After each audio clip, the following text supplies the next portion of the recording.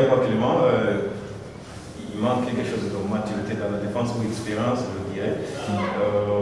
Qu'est-ce qui manque pour que vous utilisiez Souané, Ali? À propos des gardiens, qu'est-ce qui a fait qu'Adolphe sorte et Yvan entre?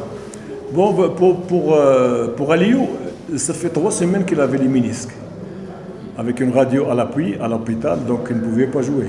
Après 3 semaines de repos et un problème au genou de ménisque, on ne peut pas s'aventurer à le faire jouer pour qu'il fasse une opération. Donc déjà, pour qu'il se rétablisse, il faut qu'il fasse la musculation et le repos. Donc déjà, nous, on a un problème de blessure.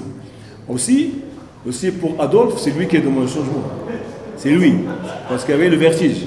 Il a demandé au ramasseur du ballon d'aller voir son coach et changer. Parce que le coup de la dernière fois à la tête, ça l'a pesé avec le stress dans le match. Déjà lui, lorsqu'il tombe, il a le vertige. Donc on l'a changé. C'est lui qui a demandé, c'est pas nous. Donc voilà. Plus le Clément, aujourd'hui même, le matin, je voulais qu'il joue. Il a demandé au docteur de se reposer. Il a dit impossible parce que la cheville est encore gonflée. Il a une entorse premier degré au niveau cheville, c'est très grave. Donc ça fait 3 semaines, je crois qu'il reste encore une semaine pour qu'il se rétablisse.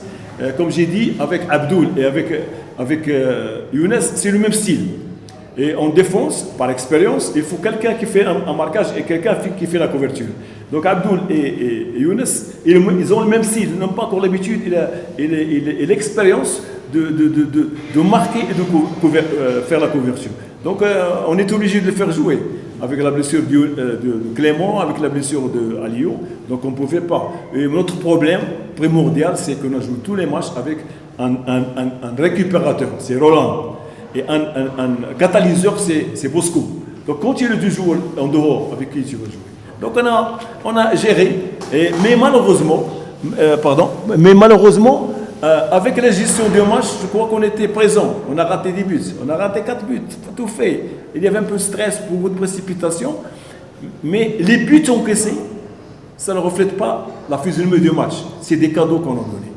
Mais c'est une bonne leçon pour nos joueurs, afin qu'ils suivent nos instructions.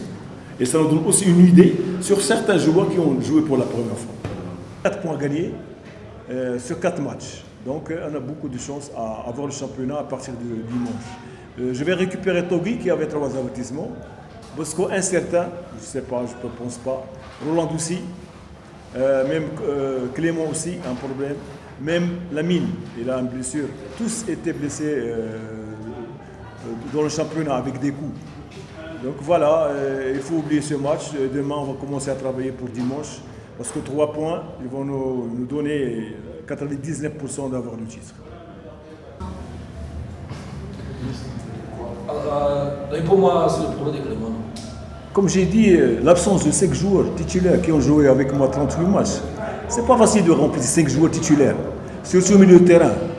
Les poumons d'une équipe, c'est le milieu. Quand tu n'as pas Bosco, tu n'as pas Roland,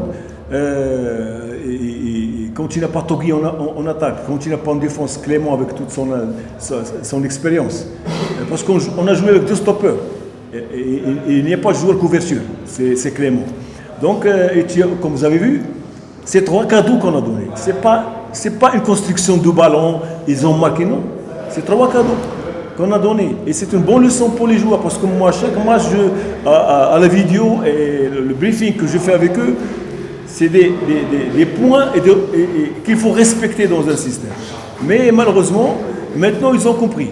Quand je suis en train de vestiaire, ils ont compris qu'ils ont commis des fautes. Parce que la défense, il faut que, en défense, on ne prend pas de risques. On a pris des risques sur 3 ballons qu'on ne devrait pas avoir.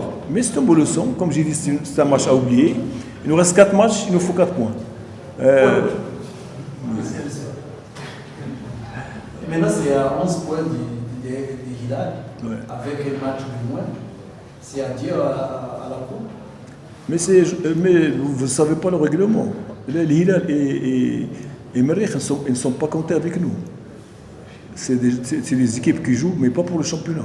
Le championnat, on va distribuer une seule coupe. Comment? On va donner cette année, c'est une seule coupe. Mais je crois que nous, on joue avec les Rwandais, pas avec les Soudanais. Donc déjà au départ, on m'a dit que leurs matchs ils vont être comptés, mais sur la finale, c'est pas eux, c'est pas eux qui vont gagner. C'est nous, on est champions rwandais. Ils ont déjà participé en Mauritanie et en Libye, c'est toujours comme ça. Même s'ils gagnent, parce que c'est une grande équipe, 42 joueurs. Moi, j'ai que 17. Donc même la qualité de joueurs, c'est pas la même chose. Donc on ne va pas se confronter à une équipe nationale. Le Soudan, plus beaucoup d'étrangers de haut niveau. Et c'est une leçon pour nous. Si on veut participer au Champions League l'année prochaine, il faut des joueurs du Champions League. Ok, c'est ça. Et d'ailleurs, moi, j'ai toujours tiré la sonnette d'alarme. Si on veut aller loin au Champions League, il faut des joueurs expérimentés. Vous avez vu aujourd'hui, c'est des joueurs, jeunes joueurs. Quelques-uns jouent pour la première fois leur deuxième match contre l'Hilal. J'aurais préféré jouer contre l'Hilal avec mon équipe type, avec les 10 joueurs qui jouent. Mais malheureusement, 5 joueurs absents. Ajoutons à cela qu'il y avait une faute grave d'arbitrage. Le gardien de but, normalement, il devrait sortir par 4 rouges.